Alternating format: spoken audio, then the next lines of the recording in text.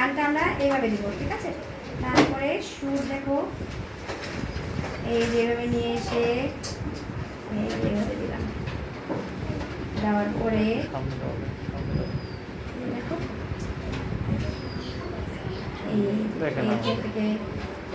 এই যে পা দেখো, পা দিলাম, তারপরে আরেকটা পা এখান থেকে দাও, দেখো?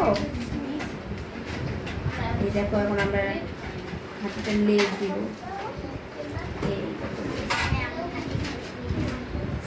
এটা কি হলো বলো তো? হাতি, একটা কিউট হাতি, তাই না? Baby elephant.